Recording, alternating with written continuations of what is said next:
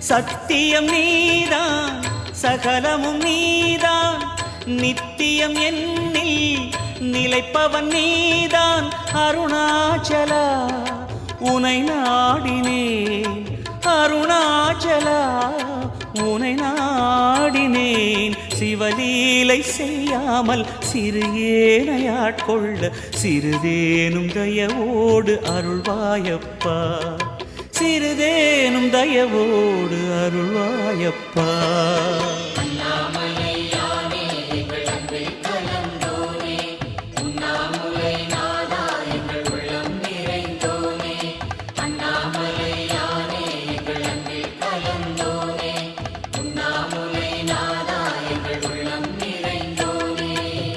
சிவமயமாக தெரிகிறதே சிந்தையில் சிவயோகம் வருகிறது.